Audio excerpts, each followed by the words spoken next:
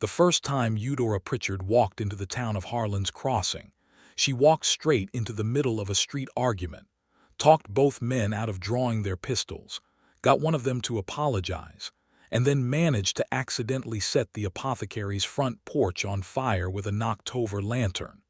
And somehow, impossibly, that was still the best day the town had seen in 3 years.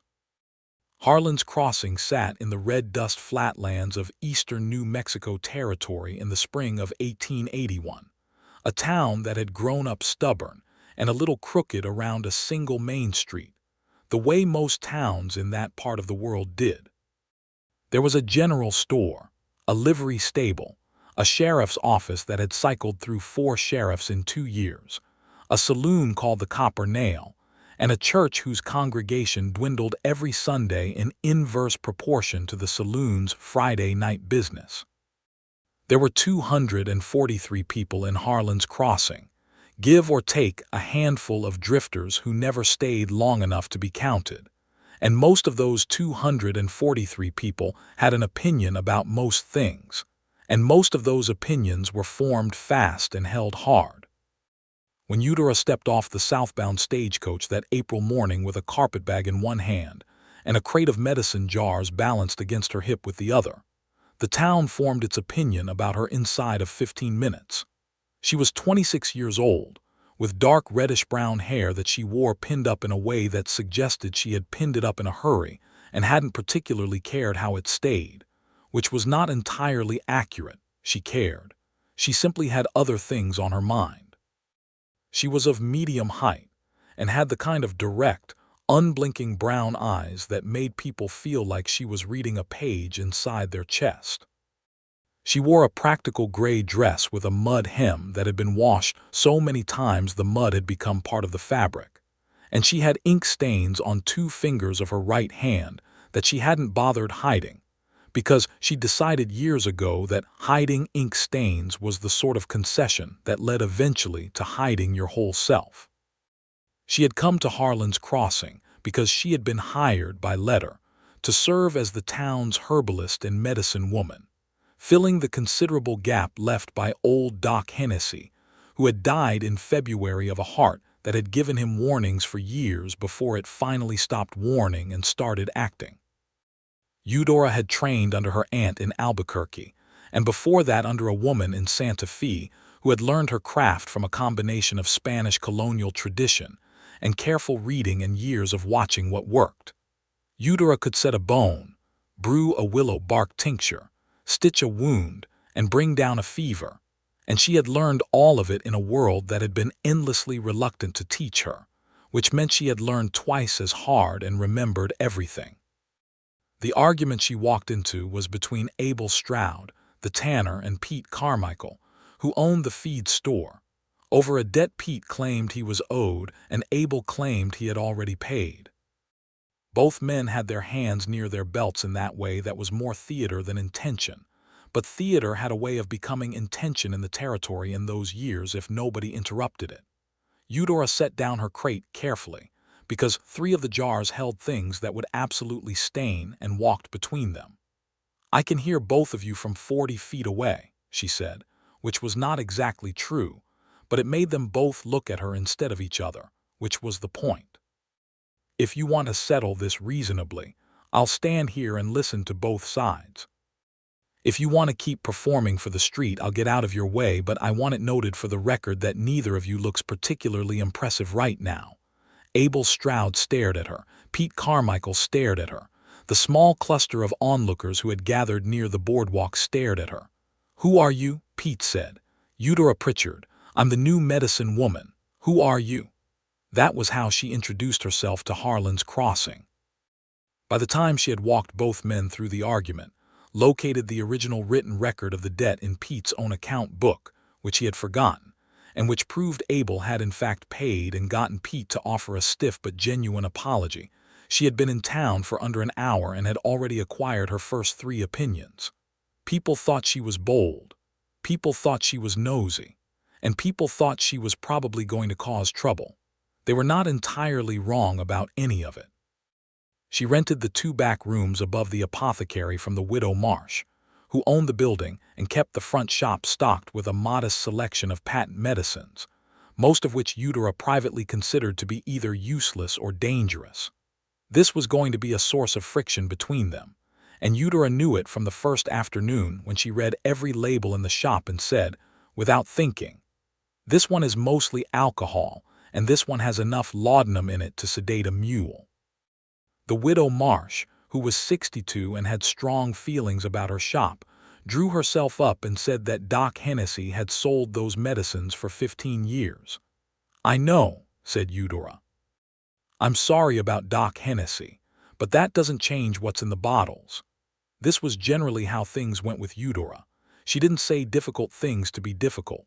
She said them because she had figured out that the alternative, saying nothing, or softer things, or untrue things, was a form of lying, and she had a deep and genuine discomfort with lying that was not entirely comfortable for the people around her. She was not cruel. She often said hard things with a gentleness that softened them somewhat. But she said them, and this was, depending on who you were talking to, either her greatest quality or her most exhausting one. Orville Norris heard about her 3 days before he met her. He heard about her from Tom Yeager at the livery, who said the new medicine woman had told him his horse had a respiratory infection he'd been misreading as allergies, and that Tom had been grateful until she'd also told him his stable needed mucking out more thoroughly and given him a detailed explanation of why. He heard about her from June Alderman at the dry goods counter, who said the woman seemed smart enough but had a mouth on her. He heard about her from the Reverend Calloway, who said she'd come to Sunday service, and then asked him afterward whether the passage he'd read on wives submitting to husbands was meant to be taken literally, because if so, she had some questions. Orville had smiled at that last one, which was not something he did easily. He was 32 years old, with the particular kind of weathered look that came from spending the better part of a decade moving cattle and horses across the territory. He had been born in Texas, raised partly in Texas and partly on a saddle, and had come to Harlan's Crossing 4 years ago when the Brecker Ranch hired him on as foreman. He was a large man, broad through the shoulder and long in the leg, with a face that had been tanned and lined by weather until it looked older than his actual years, and gray-green eyes that went still and careful when he was thinking, which was more often than people expected.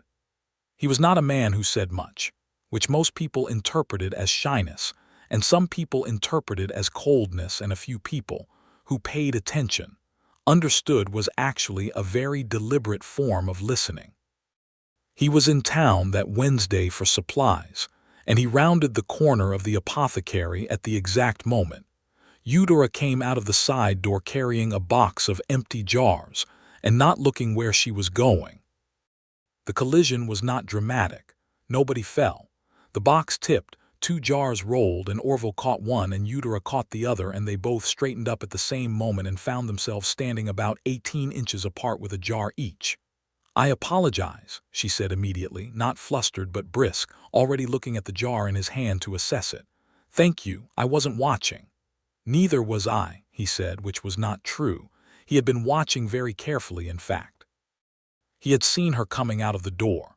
He had moved to avoid her, and then moved again, and somehow ended up directly in her path anyway, which he would think about later and find vaguely humiliating. She looked up at him then directly with those brown eyes that did the page-reading thing. "You're the foreman from the Brecker Ranch," she said. "Orville Norris." He was surprised. "How do you know that?" "Widow Marsh has told me about most of the regular customers. She described you as reliable, quiet, and unlikely to make my life complicated." She tilted her head slightly. "I told her those sounded like recommendations." He didn't know what to say to that, which was not a feeling he liked. "Are you settling in all right?" he asked, because it was a reasonable thing to ask. "Define all right," she said, and then seemed to hear herself. "Yes. The rooms are small, but I've made worse work with less space. Harlan's Crossing it's a real place. It has its own way of doing things, and some of those ways I'm going to have to work around, and some of them I'm going to have to push on." She paused. "That's probably more than you needed to know." "No," he said. "That was a precise and honest answer to what I asked." Something shifted in her expression just slightly, like something cautious had decided to take a step forward. Most people prefer settling in fine, thank you. Most people don't say what they mean, he said. He handed back the jar. I hope Harlan's crossing figures out what it has. He walked away after that, which was not because he didn't want to stay. It was because he was the kind of man who thought staying too long at a first meeting was a way of taking something before it was offered, and he had learned a long time ago that patience was not the same thing as not wanting. What he thought about that night, sitting on the bunkhouse porch while the other ranch hands played cards inside, was the way she had said, I told her those sounded like recommendations. Not with vanity, but with a kind of practical confidence, the kind you earn rather than assume. He thought about the ink stains on her fingers. He thought about the way she had looked at the jar first, before she looked at him, not out of rudeness but out of habit, out of a mind that was always working out the practical thing before the social one. He thought she was probably the most interesting person to come through Harlan's crossing since he'd arrived. He also thought she was probably going to make his life significantly more complicated, and he found, somewhat to his own surprise, that he didn't mind this at all. The complications were not slow in arriving. The first one came in the form of a land dispute that Eudora got pulled into entirely by accident 3 weeks after her arrival. A Mexican family named Reyes Domingo and his wife Consuela and their 3 grown children had been farming a parcel of land south of town for 11 years. The deed to the land was written in Spanish and had been issued under an older system of land grants from before the American occupation of the territory, and a man named Chester Holloway, who had recently arrived from the East with money, and the particular swagger of a man who believed property was a matter of who had the better lawyer, was claiming the Reyes deed was invalid. Eudora had come to know the Reyes family because Consuela had a daughter-in-law, Marisol, who was pregnant and having a difficult time of it. She had been visiting the house twice a week, and she knew the family was good and the land was theirs, and the situation was profoundly unjust. She came into the Copper Nail on a Tuesday night, which women of respectable standing in Harlan's Crossing were not generally supposed to do, looked around until she found the table where Holloway was holding court with 3 other men, walked over to it, and put her hands flat on the surface. I understand you're claiming the Reyes land, she said. Holloway looked up at her slowly, with the kind of deliberate patience that was designed to make people feel foolish for interrupting. He was 50-something, broad, with a neatly trimmed gray beard that suggested he thought of himself as a civilized man. I'm in a private conversation, miss. Mrs., said Eudora, which was not true, but she had found that it changed the register of certain interactions. And I'm aware. But the Reyes land grant is legally valid under the Treaty of Guadalupe Hidalgo, which means it predates any claim you could make through territorial law and is federally protected. I've read the treaty. I've also read the deed. I'd be happy to explain either one in more detail if you'd like. The room had gone quiet in the particular way of rooms where a very small person has said a very large thing to a very large person. Holloway's face had done something complicated. That's a bold claim for a medicine woman, he said. It's not a claim, she said. It's a fact. Facts don't require boldness. They just require willingness to say them. She straightened up. I also want you to know that I'm aware of 3 other families in this territory whose land you've already taken by these methods. I've written to a lawyer in Santa Fe who specializes in treaty-protected land cases. His name is Ramon Estrada. He's responded to my letter. He'll be here within the month. She walked out. The room stayed quiet for about 4 seconds after the door closed, and then the buzz started. Orville had been in the back corner of the saloon, not drinking, just nursing a coffee the barkeep had made for him because they had that kind of arrangement. He had watched the whole thing. He had not moved or intervened because she had not needed him to. She had it, completely, without assistance. But he had felt his hands tighten on the coffee mug in a way that was protective and startled him. He went out after her, Not immediately, not in a way that would be noticed, just stepping out into the evening air after a decent interval. She was standing in the street, and she was shaking. Not visibly or barely visibly, but he was a man who noticed small things and he could see it in her hands. "That was a remarkable thing you just did," he said. She turned. She hadn't heard him come out. For a moment her face was very exposed, and then she put something controlled back over it. "I may have made an enemy," she said. "You've made 4 enemies minimum," he said, "and several dozen friends, I'd guess." She looked at him for a moment. "Is he the kind of man who goes back on a threat? Because I told him a lawyer is coming and there is a lawyer coming, but I'm not entirely sure what Holloway will do between now and then." "I'll keep an eye," Orville said. "Not because you can't handle yourself, because you shouldn't have to handle it alone." She was quiet for a long moment. The night air was cool in that particular way of the territory in late spring, where the day had been hot but the darkness dropped the temperature fast, and she had come out without a shawl and had not noticed. He noticed. "You don't owe me anything," she said. "We've spoken twice." "3 times," he said. "And I know that. I'm not keeping a tally." She looked at him with those reading eyes, and this time he looked back without blinking, and whatever she found there seemed to satisfy some question she had been asking. "All right," she said. "Thank you." He nodded and walked her back to the apothecary, not because the street was dangerous, but because the night was dark and her hands were still not quite steady, and neither of them spoke, and it was not an uncomfortable silence. It was the kind of silence 2 people can share when they are each thinking carefully and are not afraid of the other hearing them think. At the door of the building she turned back. "My aunt used to say I made everything complicated," she said, not as a complaint. More like a confession she'd made peace with. He looked at her steadily.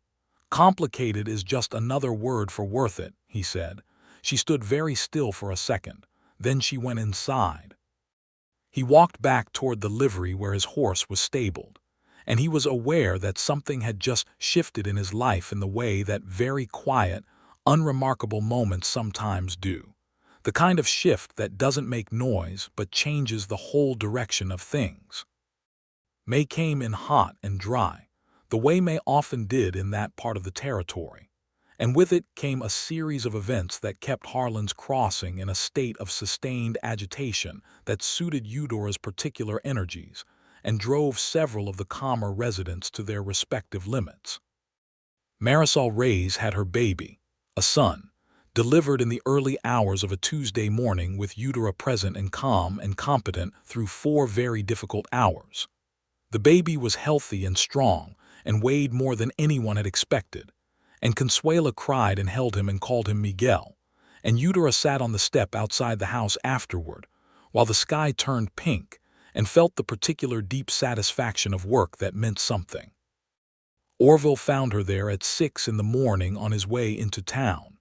He had started, over the past weeks, to find reasons to pass by the apothecary on his supply runs. He told himself this was convenience, which it was not, and he was mostly aware that it was not. He stopped his horse when he saw her. She had circles under her eyes and her hair was coming down, and she had a smear of something on her sleeve. She looked exhausted and quietly happy, the way people look when they have done something that matters. "A boy," she said before he could ask. "They named him Miguel." He got down from the horse, which surprised her. He tied it to the fence post and sat on the step beside her, not too close, at a distance that was respectful but near enough to feel like company, and they watched the sunrise for a while without speaking. "You've been doing this for how long?" he asked eventually. "Tending to people. Since I was about 17. My mother was sick a great deal. I learned out of necessity and then discovered I had some talent for it, and then trained, because talent without knowledge is just luck." She pulled her knees up slightly.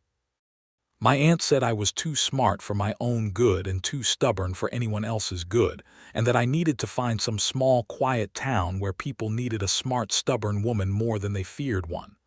Did she mean it as an insult? She meant it as the truth. She was a very direct woman. Eudora smiled at a memory he wasn't part of. "She died last year. Consumption." She knew it was coming and spent the last 8 months teaching me everything she knew faster than she'd ever taught me anything. And then she died in the middle of October and left me 3 medical books, her herb drying racks, and a note that said, "Now go be difficult somewhere that needs it." Orville was quiet for a moment. "That's a significant loss." It was. She was the person who understood me best. She glanced at him sidelong. "I'm telling you more than I usually tell people." "I know," he said. "I'm not going to make you regret it." She held that in silence. Then she said, "You're a more complicated man than you seem at first."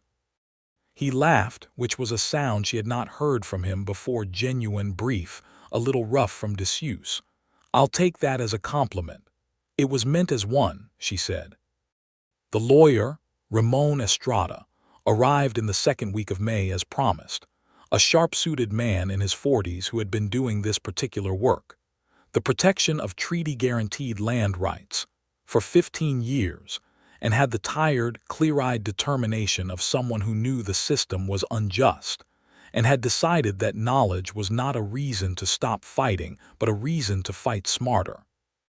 He and Eudora sat at the Ray's family's kitchen table for 3 hours going over every document, and the upshot was that the case was solid, and Holloway's claim was the kind of legal maneuver that looked strong only if the people it was aimed at had nobody in their corner. Holloway backed down within the week.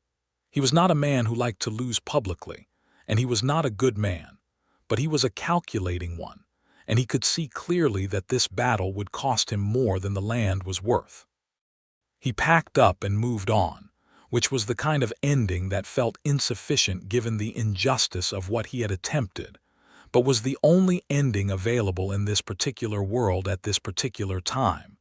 And Eudora took it for what it was, which was a victory imperfect but real, which was the only kind the world seemed to offer. The night Estrada left Harlan's crossing with the Ray's land rights settled and documented, Eudora sat in the apothecary's back room and wrote a letter to nobody in particular. She often did this, wrote letters she wouldn't send. It was how she processed things, and in the letter she wrote, "I think I am starting to feel something I haven't felt in a very long time, which is the specific feeling of being understood by a person who could have chosen not to understand." She did not name the person. She didn't need to. Orville had been present through most of the legal business in a background way, in the way that a solid fence is present, not demanding notice but structurally important. He had made sure the Ray's family had no trouble from Holloway's men in the 2 weeks the case was being sorted. He had gone to Abel Stroud and several other men in town, and had quiet conversations about the situation that had resulted in a general consensus that Holloway's methods were not welcome in Harlan's crossing, which was the kind of social pressure that mattered in small towns, because small towns ran on mutual trust, and the withdrawal of that trust was a significant thing. He had done all of this without announcing it, without making it about himself, without telling Eudora directly because he sensed she would have had complicated feelings about it. And he was, by now, developing a reasonably accurate sense of the interior geography of Eudora Pritchard's complicated feelings. She found out from Tom Yeager at the livery, who mentioned it in passing as something everyone knew. She stood still for a moment in the livery doorway where she'd come to check on a horse with a limp, and she looked at Tom for a long moment. "He organized that himself," she said. "Started on it the day after you walked into the Copper Nail," Tom said, without seeming to understand why this information might be significant. She finished with the horse. It was a soft tissue issue, treatable. She left Tom with instructions. And then she walked to the Brecker Ranch, which was 2 miles out of town, which she walked in about 40 minutes because she was a fast walker, which was one of the many things about her that surprised people who made assumptions based on first impressions. Orville was in the corral working with a young bay horse when she arrived, and he saw her coming from a distance and felt something in his chest do something unhelpful. He left the horse with the stable boy and came out to meet her. "You organized support for the Ray's family," she said. "Tom told you," he said. "Tom told me. Why didn't you tell me?" He looked at her steadily. "Because you were handling it. You didn't need me to tell you about something I was doing in the margins." "In the margins," she repeated. "You call 2 weeks of steady work in the margins." "I call it what I was happy to do," he said. "I'm not looking for credit." She was quiet for a moment, and he watched the thoughts move through her expression like weather moving across the flat land. He had become good at reading her expressions, which were expressive without being open, which was a particular kind of face that required learning. "That's a very rare thing," she said, "to do a good thing without needing it to be witnessed." "My father did that," he said. "He was a quiet man who did things. Nobody ever wrote anything about him. He died when I was 18 and left 6 kids and a small working ranch, and every neighbor within 20 miles showed up for the funeral, which tells you how he lived." She looked at him for a long moment. "I'm sorry you lost him." "I am too," he said simply. "He would have liked you." It came out before he had sorted through it, and for a half-second he thought about stepping back from it, and then he didn't because it was true, and he had a policy about the truth that was not unlike hers. She flushed slightly, which was the first time he had seen her flustered in any romantic way, and she looked down at her boots for a second and then back up. "I brought you something," she said, and reached into her pocket and produced a small paper packet. "For your hands. I noticed last week they were cracked and dry. It's a beeswax salve. It works." He took it. He looked at it and then at her. "You noticed my hands." "I notice a lot of things," she said, and the faint flush was still there, and she turned and walked back toward town, and he watched her go and had the very clear sensation of being a man standing at the beginning of something much larger than himself. The summer of 1881 in the New Mexico Territory was a year of complicated weather and complicated politics, which was roughly how every summer went in that part of the country. The Lincoln County troubles were a few years past, but their shadow was still long. The Apache campaigns were still active in the southern territories, and though Harlan's Crossing was far enough from the main corridors of conflict to be mostly safe, there was an ambient tension in the territory that settled into people's shoulders and made everything feel a little provisional. In Harlan's Crossing itself, the complications were more personal. Orville started coming into town on days he didn't strictly need to. He told himself and the ranch that he was handling supply issues, which was only partly untrue. He had a standing excuse in the fact that the Brecker Ranch's cook had developed a persistent cough that Eudora was treating, so he had genuine reason to consult with her about the treatment progress. He used this reason approximately twice as many times as was strictly necessary. Eudora, for her part, was not a woman who did things by halves or who was unaware of her own feelings once they were present. She knew what was happening. She had felt it building since the morning on the apothecary step watching the sun rise, and it had been building steadily since then in a way that was inconvenient, and also, underneath the inconvenience, the truest thing in her life at that moment. What made her cautious, and she was cautious, which people who knew only her bold surface were often surprised to discover, was history. She had been engaged once, at 22, to a man in Albuquerque who had loved the idea of a clever, capable woman, until he had encountered an actual clever, capable woman, and found the reality substantially more demanding than the concept. The engagement had ended when he told her she had opinions about too many things and argued too often with men who knew better, and she had said that she did not believe those men knew better, and that if he required her silence to love her then he did not love her, which was perfectly true and had not prevented it from hurting deeply. Since then she had been careful with herself. She had put her energy into her work, into learning, into the kind of purposeful forward motion that keeps the interior landscape busy enough to prevent certain kinds of longing from taking up too much space. Orville did not make her feel like silencing herself. This was the thing she kept noticing. He asked questions. He listened to the answers. When she said something that challenged his thinking, he went quiet and actually thought about it rather than defending himself reflexively. When he disagreed with her, he said so directly, and with a specificity that showed he had actually heard what she said rather than just waiting for his turn to speak. This was, she had discovered, extraordinarily rare. She tested it, because she was who she was.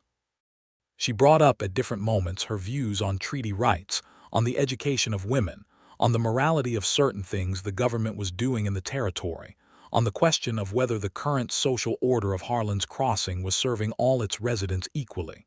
She said things she knew were not the common view. She watched him. He didn't flinch. He didn't deflect. Sometimes he agreed completely. Sometimes he pushed back with a precision that made her sharpen her own thinking. Once, on a question about the treatment of the Navajo people in the reservation system, a system she considered a profound, ongoing wrong, he sat with what she said for a long moment and then said, "I grew up being told that was the natural order of things. I don't believe that anymore. I'm not sure I ever fully believed it. I just didn't know how to name what was wrong with it." She had looked at him and felt something deep in her chest that was not a small feeling. "How did you get from believing it to not believing it?" she asked. "I worked alongside people it was happening to," he said.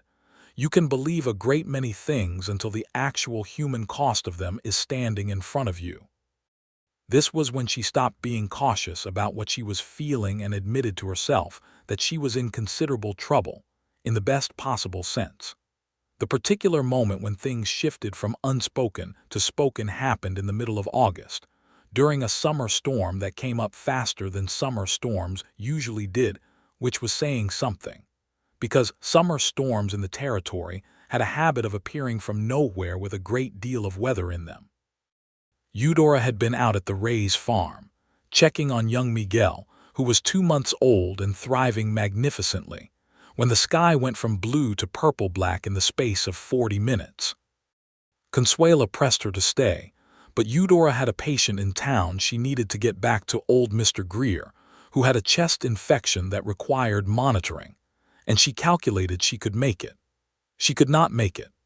The rain came down in the white blinding way that territory rain came down when it meant business, and she was caught on the open road about a mile from town when the sky opened up completely. She pulled her horse to a stop under the inadequate shelter of a single large cottonwood, and accepted, with the particular calm of a woman who has made her share of miscalculations and learned to deal with them without self-recrimination, that she was going to be very wet. Orville appeared out of the rain on horseback about 10 minutes later. He had seen the sky coming and had, without consulting himself about it, turned his horse toward the road between the Ray's farm and town, which was not instinct so much as a settled knowledge of where she was likely to be and what she was likely to have decided.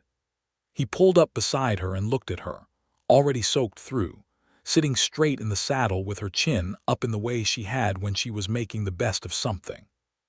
He pulled his oilskin coat off and handed it over. "I don't need that," she said. "I'm already wet." "You need it for the mile back," he said. "Take it." She took it, which he counted as progress. She put it on over her wet clothes, which didn't help with the wet but helped with the wind that had come up with the rain.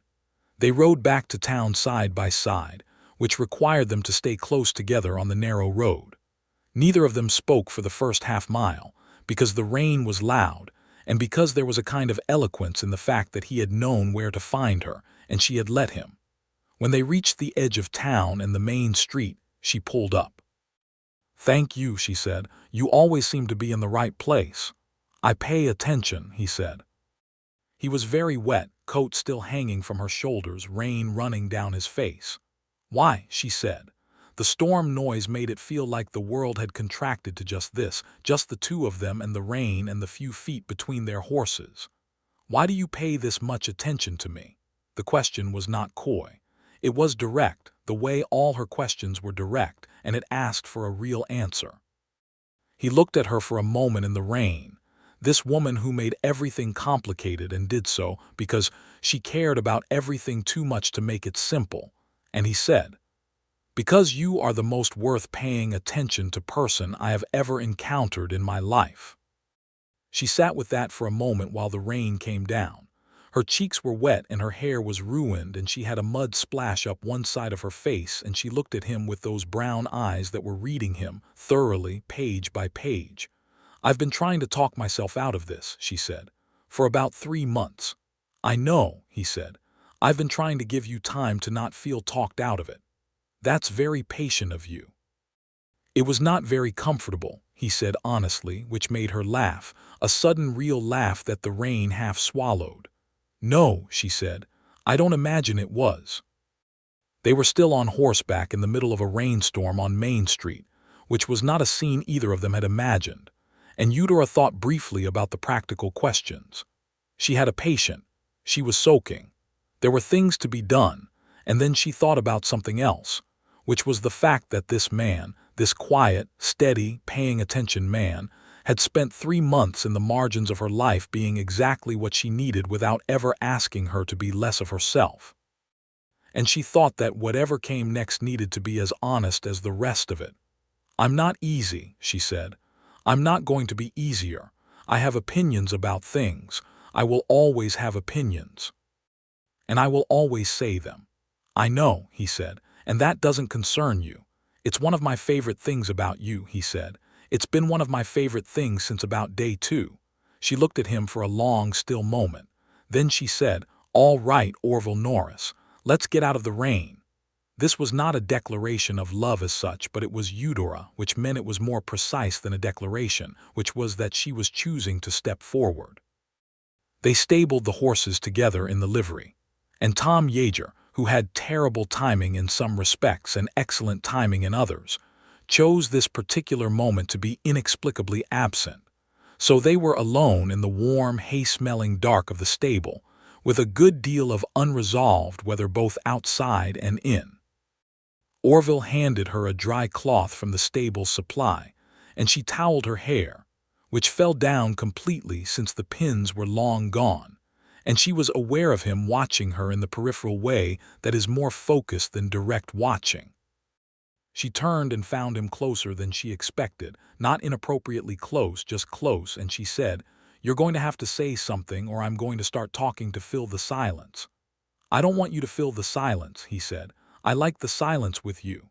"That's a very compelling argument for not speaking," she said. "Eudora," he said, just her name, which in his low, careful voice was a whole sentence. "Yes," she said, which was a whole paragraph.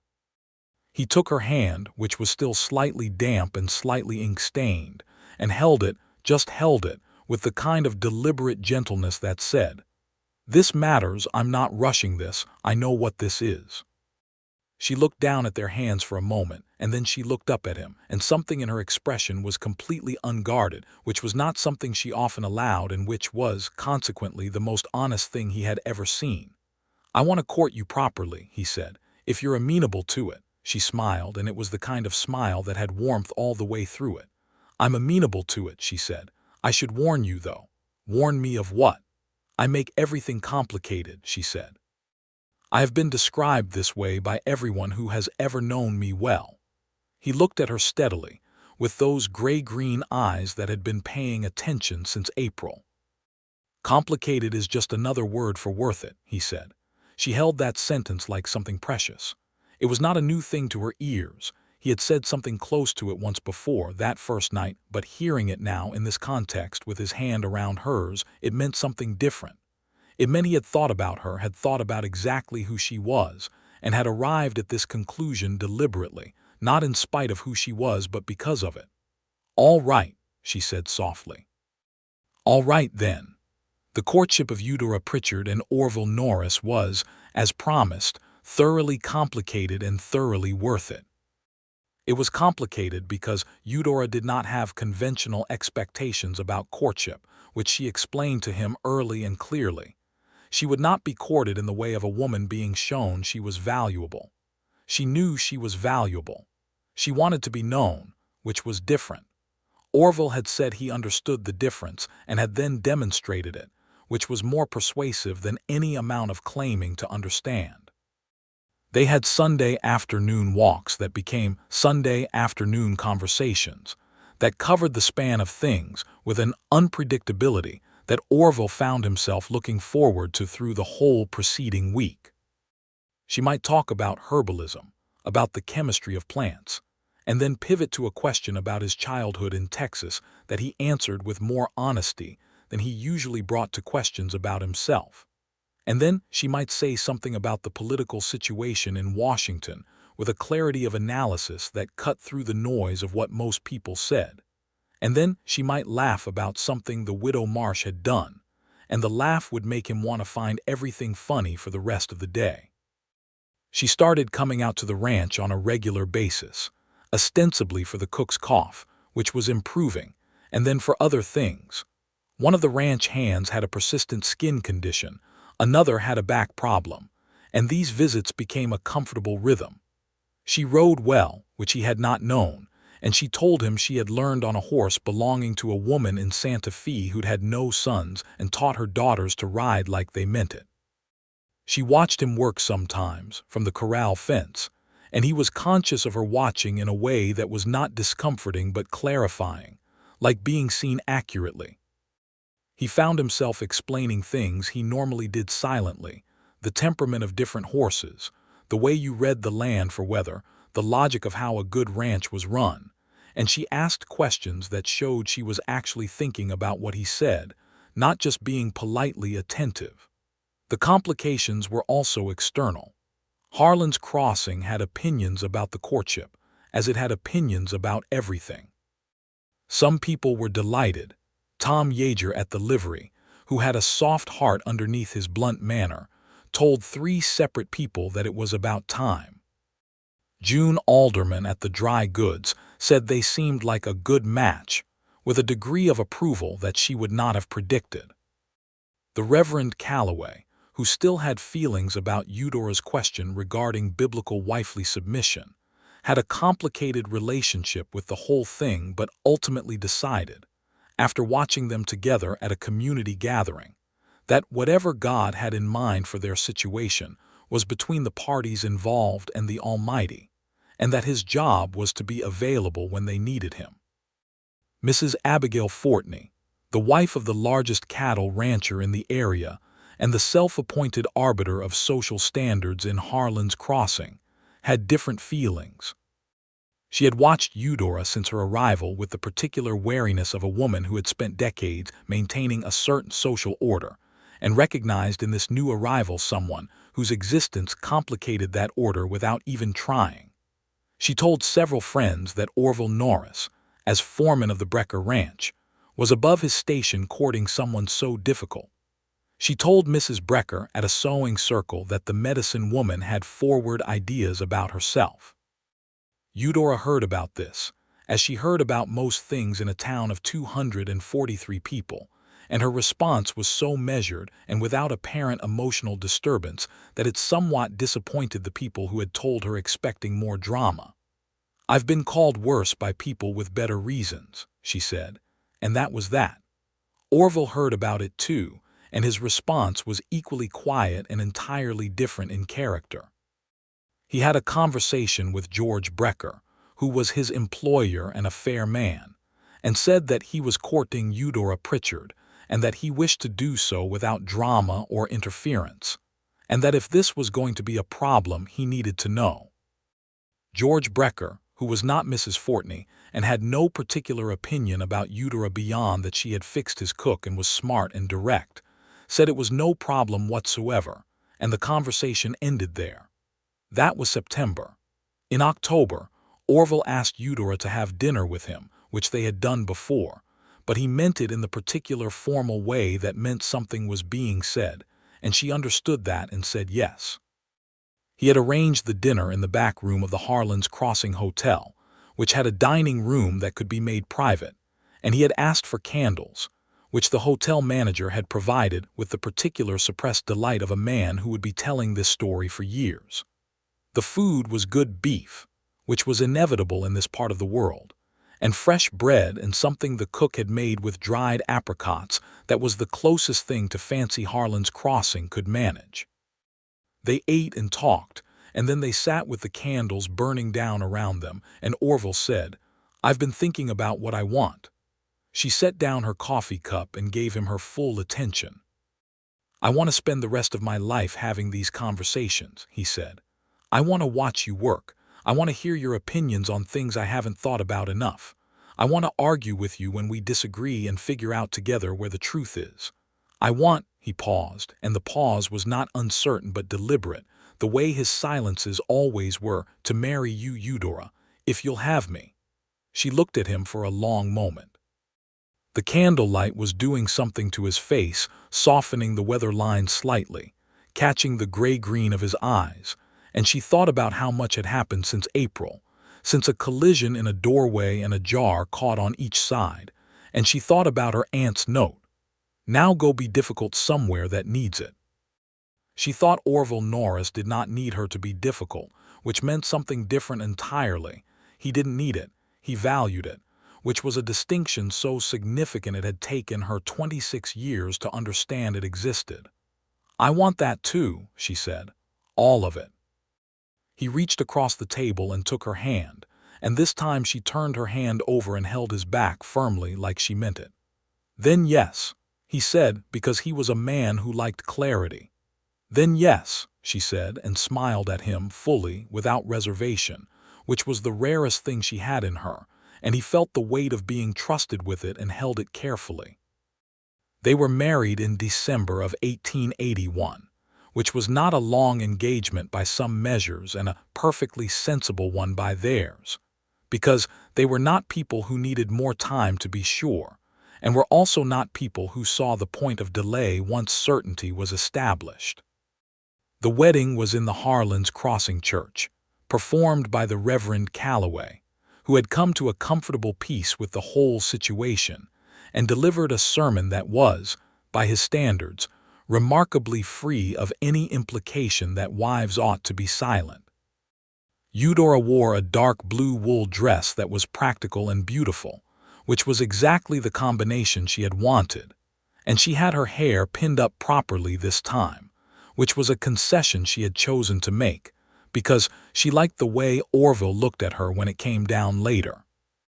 She had made no attempt to be a conventional bride because she was not a conventional bride, and the people who loved her, the Ray's family in the front row, Tom Yeager red-faced with happiness near the back, June Alderman with actual tears, the widow Marsh sitting stiffly but present because she had, over 8 months, developed a great deal of reluctant respect, knew this, and loved her for it. Orville stood at the front of the church in his good jacket, and looked at her walking up the aisle with the concentrated attention he brought to all things that mattered, and his face was not composed in the blank way that men of his type often composed their faces at formal occasions. His face was open, in the way that she had learned only she was given access to, and he looked like a man whose life had turned toward something good. He said his vows directly to her, not to the Reverend or the room, looking her in the eye the whole time. She did the same. When the Reverend Cowboy got to the point where tradition called for the bride to vow obedience, he paused. He had agreed, after a conversation with Eudora that had been quite specific about her requirements, to modify this portion, and said instead that each would love and honor the other, and bear with the other through all complications, which Eudora had suggested as a wording, and which the Reverend had come to appreciate for its honesty. They were married, and the church had the warmth of people genuinely glad for two genuinely good people, and afterward there was food and a fiddle and dancing in the street despite the December cold, because Harlan's Crossing, for all its faults, knew how to celebrate. The first year of their marriage was the kind of year that builds the architecture of a life. They moved into a house at the edge of town, a real house with 4 rooms that Orville had been quietly putting in order since October, fixing the roof and the window frames, and building a shelving system in the back room that was specifically designed for Eudora's medical supplies, which she had described in detail, and which he had rendered in excellent carpentry because he was that kind of man. She kept her practice, which had never been in question.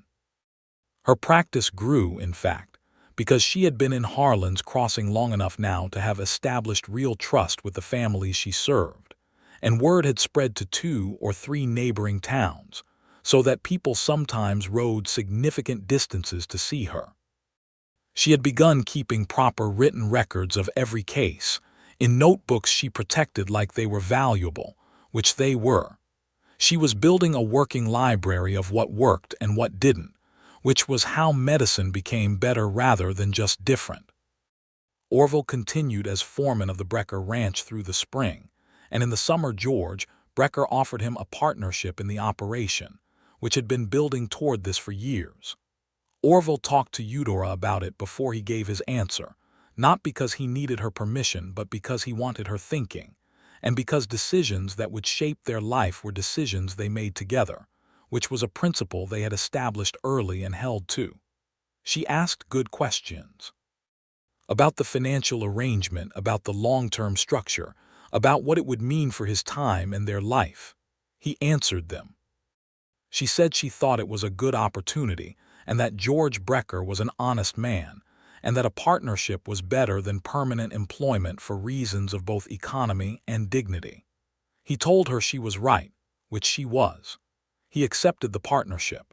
They argued, of course, because they were both people with strong and specific views, and because this is what intelligent people in genuine relationships do.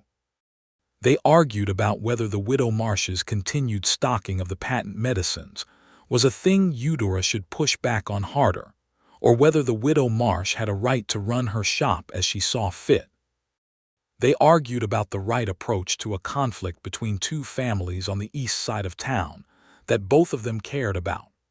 They argued about the appropriate response when Mrs. Fortney made a pointed comment at a church social that was aimed at Eudora, and contained within it the suggestion that Eudora's manner was unsuitable for a married woman of standing. On that last one, Eudora had wanted to respond directly and at length, and Orville had thought a direct response would give Mrs. Fortney more power than she deserved. They had talked about this for 2 evenings before Eudora had said that he might be right about the strategy, but she wanted it acknowledged that saying nothing to a thing like that felt like agreement, and he had said she was absolutely right about that, and that perhaps there was a third option, which was a response short and precise enough to make the point without the debate. She had thought about this, and said that was probably right. She had then delivered, at the very next opportunity, a single sentence to Mrs. Fortney that was so politely lethal in its accuracy that 3 people standing nearby had stifled laughter, and the matter was considered settled. This was how they argued, completely, with full engagement, toward actual resolution. Neither of them sulked. Neither of them left things unresolved because resolution was uncomfortable. Eudora had once, after a particularly involved disagreement about something she had said publicly that Orville thought could have been phrased more diplomatically, said that she found arguing with him exhausting in a way that felt productive rather than depleting, which was new for her. He had said he felt the same way. "We make each other think harder," she said. "Yes," he said. "I can't think of a better thing to say about a marriage." In the spring of 1883, which was their 2nd year of marriage, Eudora discovered she was pregnant.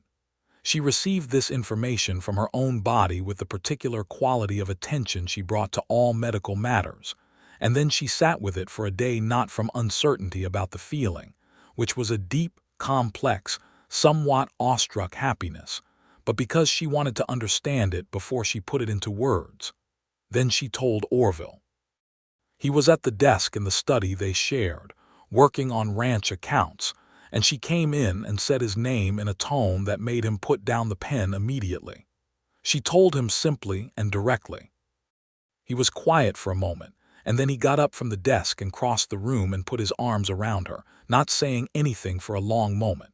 She rested her head against his shoulder, which she did not often do. She was not a woman who rested frequently in any direction, and he held her with the careful solidity that was one of the things she had come to rely on, the way you rely on a good roof.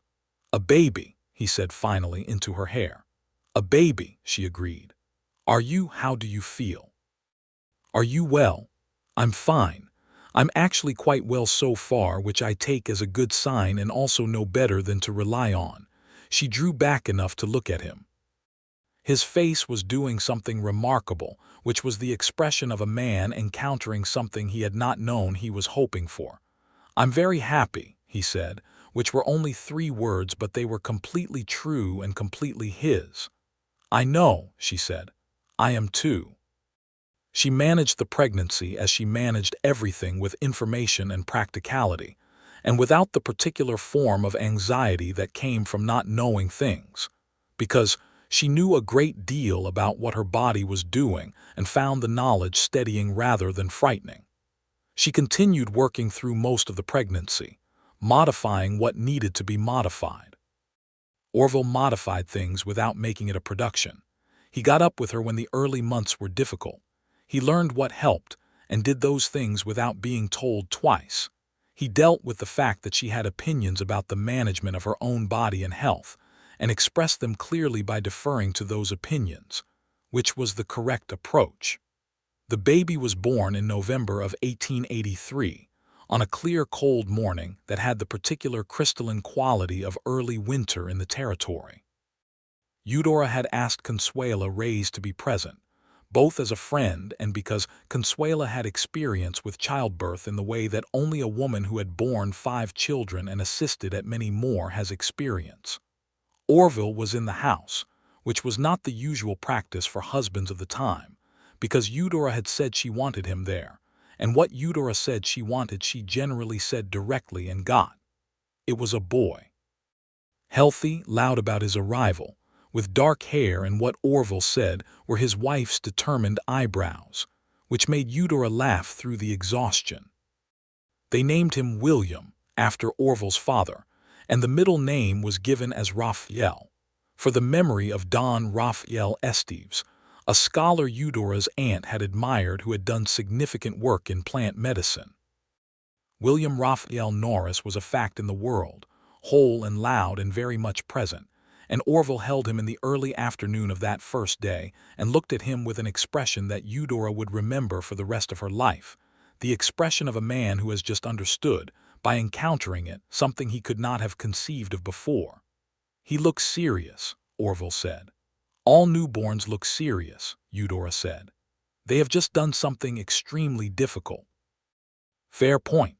She was watching him hold the baby, this large, careful man with his weathered hands holding this tiny, serious new person, and she felt a love so large and specific and unhurried that it was almost frightening, except that she was not in her nature much given to fear of large things, only to taking them seriously. "Orville," she said. He looked up. "You are the best decision I have ever made," she said, which was not a conventionally romantic thing to say and was entirely precisely true. He looked at her for a moment, and there was something in his face that was absolutely clear, without complication of any kind. "Likewise," he said, which was one word and meant everything. Harlan's Crossing continued to have its full complement of dramas and complications over the years that followed, and Eudora was involved in most of them in one way or another, because that was who she was, and the town had by now largely accepted this rather than resisting it. She expanded her practice in 1884, acquiring a proper room attached to the apothecary building specifically for examinations and treatments, which the widow Marsh had eventually agreed to with the mix of resistance and eventual pride that characterized most of her dealings with Eudora. The widow had also, gradually, over the course of 2 years, cleared the most problematic patent medicines from her shelves and replaced them with things Eudora had approved, which neither of them ever directly discussed, but which both of them understood to be a form of arrived-at respect. The Reyes family continued to farm their land, and Miguel Reyes grew into a healthy, bright-eyed toddler who ran in the yard when Eudora visited, and the injustice that had been attempted against them remained part of the memory of Harlan's Crossing in the way that important things are remembered, not loudly, but present. Ramon Estrada, the lawyer from Santa Fe, had continued his work and won several more treaty land cases in the territory over the following years, and he and Eudora had maintained a correspondence that kept her informed of the legal landscape and allowed her to be a resource for families in her area who might need his help. Tom Yeager at the livery became something like an adopted uncle to young William, who took to horses early and naturally, which was not surprising given his parentage, and who grew into a small person with his father's watchful eyes, and his mother's frankness, and very much his own particular character. In the spring of 1885, when William was a year and 4 months old, Eudora sat across the dinner table from Orville on an ordinary evening and said, "I think we might be having another baby." He looked at her with the attentive calm that she had come to rely on as one of the fundamental constants of her life. "How do you feel about that?" "I feel," she said, "that the house is going to be rather full." "It'll manage," he said. "The house has good bones." "You are consistently the most useful kind of optimist," she told him. "Practically optimistic," he agreed. "That should be your motto." "I thought my motto was complicated is just another word for worth it." She looked at him across the table, over the dinner plates and the oil lamp and the ordinary domestic landscape of their life, and smiled with her whole face. "Yes," she said, "that's a much better motto." The second child arrived in November of 1885, and she was a girl dark-eyed and fierce from the first minutes, with a quality of attention in her face that people who knew her parents found entirely recognizable. They named her Clara Jane, the Jane for Eudora's mother, who had been a gentle woman and a strong one, and the Clara because it meant bright, and because she seemed very clearly illuminated from within. With 2 children and a growing practice, and a ranch partnership that was now producing enough that Orville had been able to hire additional hands and begin thinking about further expansion, and with the house added onto by 1 room at the end of 1884 and now a full, warm, inhabited space, the life they were building had a completeness to it that neither of them had precisely planned for, and both of them recognized as what they had been working toward. They did not become simpler as their life grew. If anything, they became more richly complicated, because more complicated people, their children, who were each their own complete and difficult selves from very early, had been added to the equation. William at 3 was a child who watched everything, and then described what he had seen with an accuracy that surprised most adults. He watched his mother work and asked questions with a persistence that Eudora answered fully and without condescension, because she had always believed that children's questions deserved real answers, and that treating them as less than capable was the first way you taught them to distrust their own intelligence. He watched his father with the horses and asked questions there too, and Orville answered with the same patience and specificity he brought to all important things, which fatherhood had turned out to be without any of the adjustment that some men required. Clara was, from very early, a child who had views.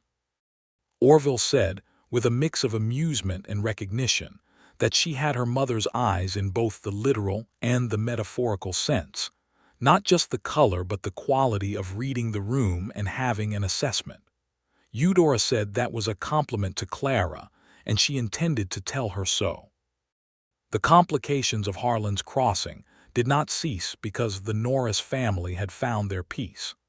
The territory was still in flux, the 1880s in New Mexico, a time of tremendous change and persistent injustice, and Eudora was not a woman who looked away from either.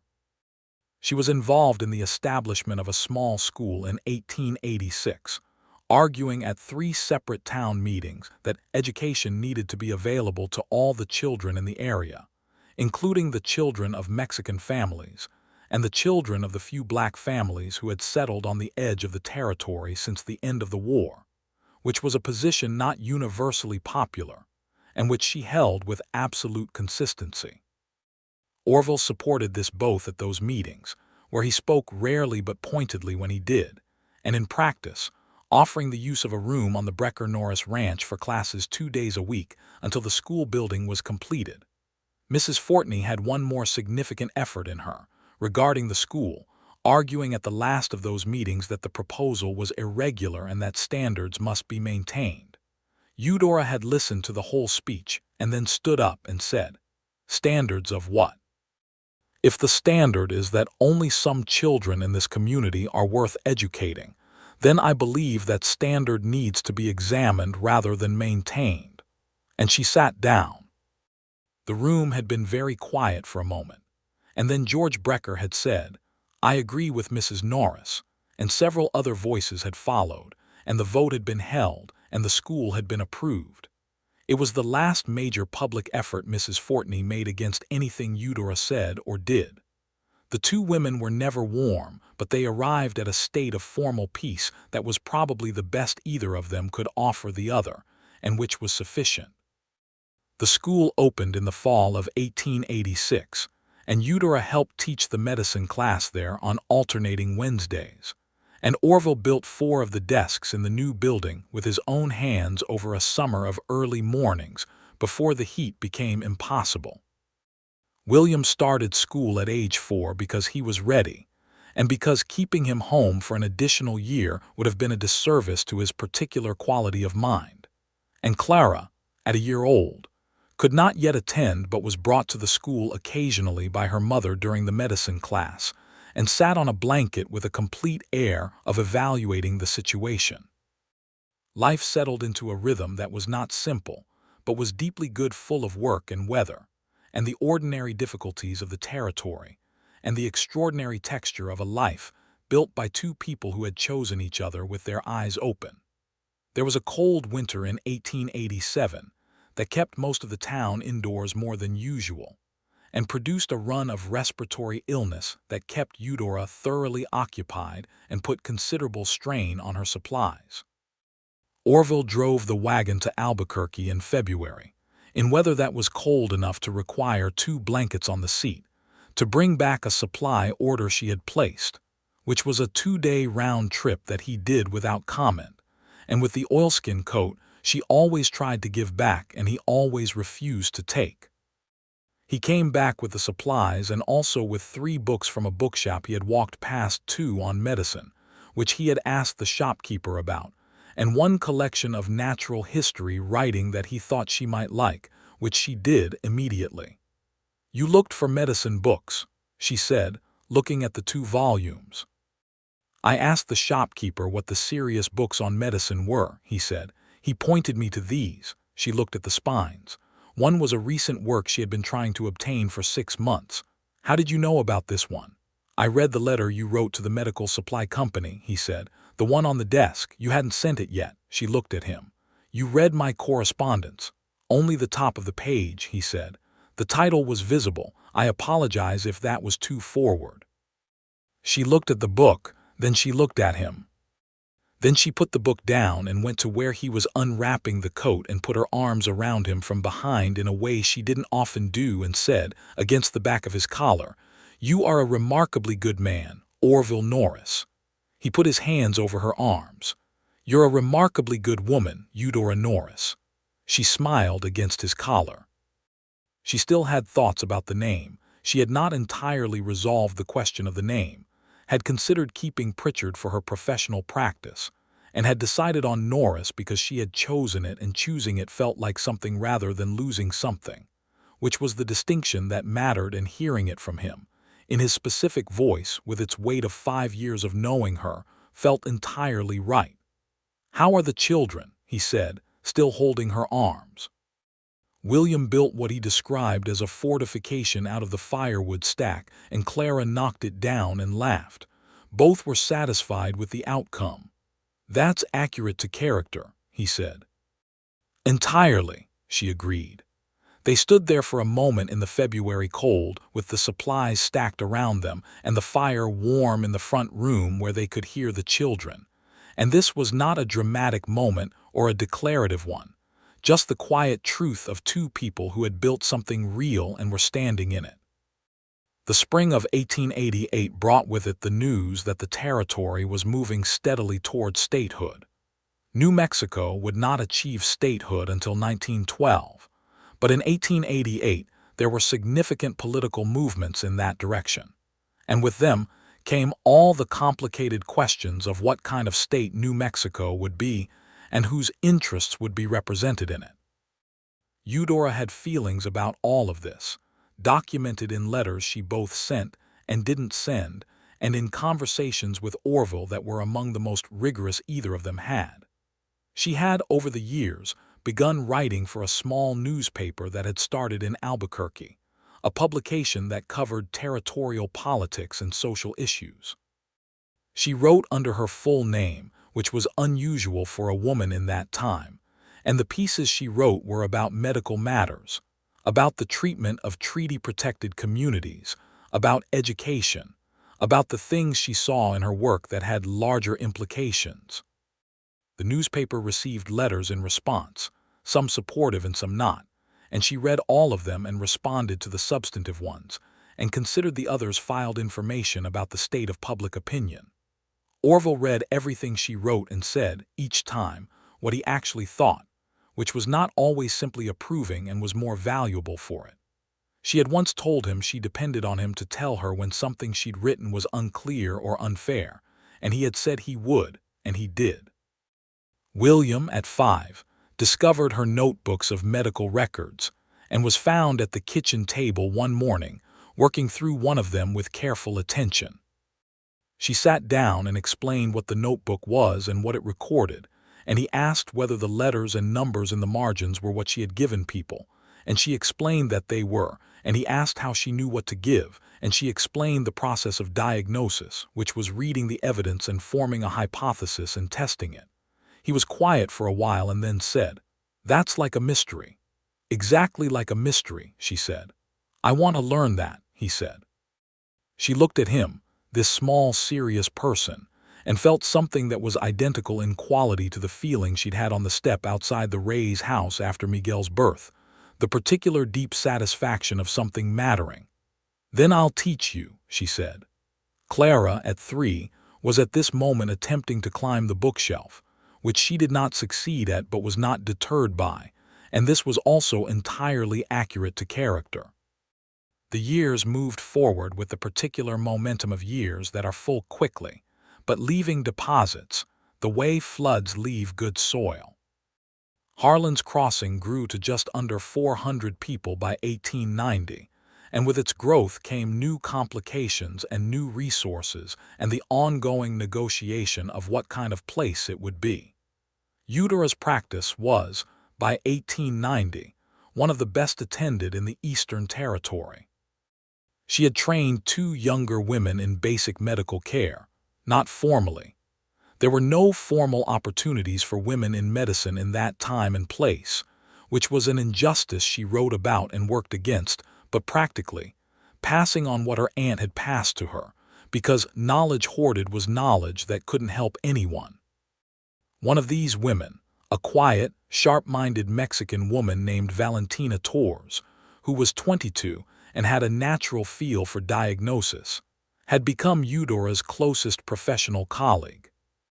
They worked alongside each other several days a week, and the education went both directions, because Valentina had knowledge from her own family's traditions that expanded Eudora's understanding, and Eudora was honest enough about the limits of what she knew to receive this without the condescension that some practitioners brought to non-European traditions. Orville's partnership with George Brecker had expanded the ranch to 3 times its original size by 1890, through careful, sustainable management of the kind that Orville had always applied to everything he did. He had also, over the years, established a reputation in the territory for fair dealing with the Mexican and native workers who were part of the ranch's workforce at various times, a reputation that was not universally shared by his counterparts, and that reflected the same ethics he brought to everything else in his life. He was not an expansive man by nature, Orville, but he had expanded within their life in ways that satisfied him. He spoke more, in general, than he had before, not more than was in his nature, but more than the careful rationing he had practiced before he had a person who he trusted entirely with his thoughts. He laughed more, which Eudora took personal credit for with complete accuracy. He had discovered, somewhat to his own surprise, that fatherhood was not something he merely accepted but something he actively loved, and his relationship with both William and Clara had the particular quality of his relationships with all important things entirely present, without performance. William, who was 7 in 1890, had the reading habit of his mother and the observational patience of his father, in a combination that produced a child of formidable attention, and who had been working through his mother's simpler medical books with a competence that she monitored and took seriously. He had also, in the last year, begun going out with his father on longer ranch operations, learning the land and the cattle work with the same careful method he brought to everything. And he was, at 7, already the kind of person whose company both of his parents actively sought rather than merely provided for. Clara, at 5, was entirely herself, bold and funny and relentless, with the specific quality of charm that can coexist with a very strong will, which it did in her case, extensively.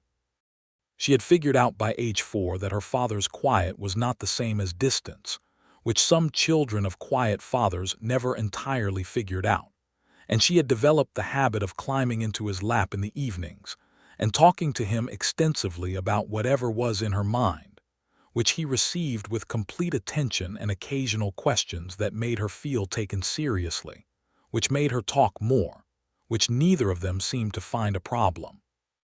Eudora watched these evenings sometimes from across the room, this man and this small, fierce girl, and felt the specific, uncomplicated happiness of things having worked out not in spite of how they were, but exactly because of it.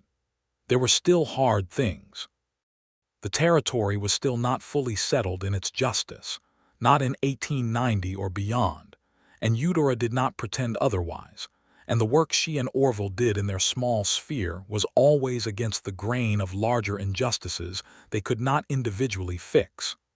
There were patients she lost, because medicine in 1890 was not medicine as it would come to be, and some things were beyond what she could do.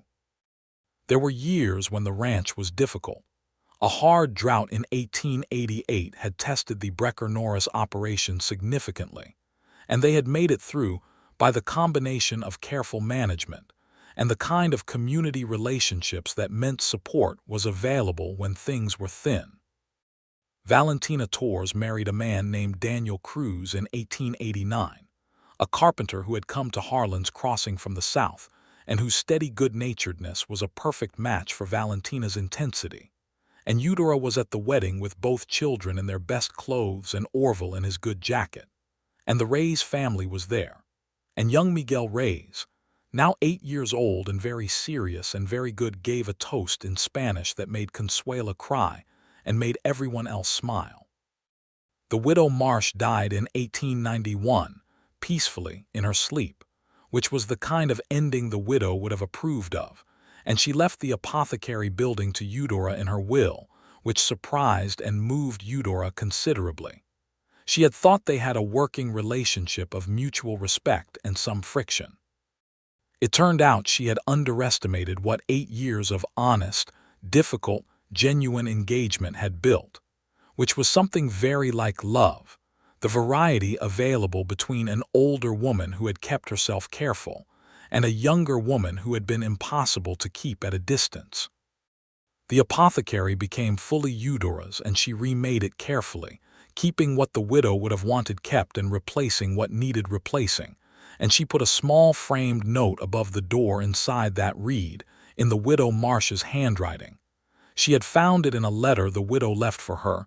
"This shop has good work in it now. See that it stays that way." She did. By 1892, Harlan's Crossing had become a place with history, which all towns in the territory eventually did, and some of that history was Eudora's, and she was woven into the fabric of it in the way that people become part of places when they care about those places enough to fight for them, which she had, repeatedly, without apology. William Norris, at 9, was already talking about medicine in the specific way of someone who has made a decision rather than expressed a wish. He had attended the same school he had started at 4, with the same thoroughness he brought to everything, and his teacher, a young man from back east named James Whitfield who was serious and genuinely dedicated, had told Orville and Eudora at the end-of-year meeting that William was among the most engaged students he had encountered, and that the boy had a capacity for analytical thinking that needed to be cultivated. Eudora had said she was aware of this and was cultivating it. Whitfield had looked slightly startled and then pleased. Clara, at 7, had decided she was going to be a horse trainer, which she had announced at dinner with the completeness of someone who has finished a calculation. Orville had considered this seriously, and then said that she would need to learn a great deal about horses first, and she had said she knew that, and he had said that starting with the horses on the ranch was a reasonable beginning, and she had said she had already started, which turned out to be entirely true. Tom Yeager at the livery, who had been her unofficial accomplice in this project for several months, had apparently been teaching her on Saturdays. Eudora had looked at Orville across the table, and he had looked at her, and they had both worked very hard not to laugh, which they did anyway, and Clara had looked at them both with the expression of a 7-year-old who finds adults sometimes baffling, but is generally prepared to tolerate it. It was a fall evening in 1892, William 9 and Clara 7, the fire going in the front room and the smell of dinner still in the house, the children both in bed, and the particular quiet of a house after children have been put to bed settling around them, that Eudora sat in the chair by the fire with a book she was not quite reading, and Orville came and sat across from her and said nothing for a while, which was its own kind of conversation with them. She set the book down eventually and looked at him. "I've been thinking," he said. "That's rarely a statement that goes nowhere with you," she said. He smiled. "About how things have turned out. How do you think they've turned out?" He looked at the fire for a moment and then at her. "I came to Harlan's Crossing 11 years ago with the intention of doing good work and seeing what the territory had in it. I had no particular plans beyond that. I was not an unhappy man, but I was unfinished, I think. I was waiting for something without knowing what it was." She listened. She had put the book on the side table, and she was giving him her full attention, which she had always given to the things he said when he said things, which was one of the reasons he had always said them to her. "And then you came through," he said, "and you walked into the middle of an argument that wasn't yours and talked two men out of making a bad decision, and you did it because you couldn't not do it, which was the first thing I heard about you. And I knew not specifically what it would become, but I knew something was happening that was the thing I hadn't been able to name." She was quiet for a moment. "What would you call it now? The thing you couldn't name?" He looked at her steadily, with the full weight of 11 years of paying attention. "My real life," he said simply, "the one that was worth the wait." She felt the warmth of that settle through her, deep and complete, the way good things did when there was no anxiety remaining about whether they were real. "You know," she said, "when I came to Harlan's Crossing I thought I was coming to work. I thought that was the whole of it. I was very committed to that position." She paused. "My aunt would have laughed at me. She would have liked watching it unfold," he said. "She would have said something pointed," Eudora agreed. She had a talent for pointing. I wonder sometimes if I got it from her, or if she recognized it in me and that's why she kept me close. She was quiet for a moment. "I think she would have loved you. She valued honest men above all things." He looked at her. "That might be the nicest thing you've ever said to me." "Don't let it go to your head," she said, smiling. "I never do," he said. The fire shifted and settled, sending up a small brightness, and outside the November night was cold and clear and full of stars in the way of the high desert, and inside the house was warm and inhabited and real. "Are you happy?" He asked her, which he asked sometimes, not because he needed reassurance, but because he believed happiness was worth naming when it was present. She thought about it as she always did when he asked, genuinely, not reaching for the easy answer. She thought about her aunt's note, and the stagecoach, and the collision in the doorway, and the rainstorm, and the candles at the hotel dinner, and the morning they had held William for the first time, and the evening Clara had been placed in her arms, and every ordinary day between then and now. This man across the fire with his weathered, patient face and his paying attention eyes, and his understanding that complicated was another word for worth it. "I am," she said. "I am profoundly, specifically, completely happy." He nodded with the satisfaction of a man who takes confirmed good things seriously. "So am I," he said. "So am I." Outside, the territory went on with all its difficulty and beauty, and Harlan's crossing went on with all its 400 people, and their complications, and their stories, and their particular ongoing negotiation with the world as it was. And inside a warm house at the edge of town, a woman who made everything complicated, and a man who had always known that was another word for worth it sat by a fire in the life they had built. And it was good, and it was theirs. And it would be for a very long time to come. William Norris did study medicine. He went east at 18 to study formally, which his mother arranged with the particular determined effectiveness she brought to all arrangements, and came back at 24 a doctor with his mother's analytical mind and his father's patient hands. And he came home to the territory and practiced there, building on the foundation she had laid and the records she had kept, which proved invaluable in ways she had hoped for, and some she hadn't predicted. He brought with him from the East a woman named Rose Chen, who was one of the first Chinese-American women to study nursing formally, and who had a sharpness of mind and a warmth of spirit that Clara approved of immediately, which was the approval that mattered in that family, and whom William looked at with a particular focused attention that Eudora recognized completely. And she looked at Orville on the day they met Rose, and he was already looking at her, and neither of them needed to say anything at all. Clara did become a horse trainer, one of the best in the territory, which was an unusual distinction for a woman, and which she accumulated over years of work, and the particular combination of her father's patience and her mother's refusal to accept limits. She trained horses for 3 ranches by the time she was 25, and had a reputation that extended well beyond Harlan's crossing.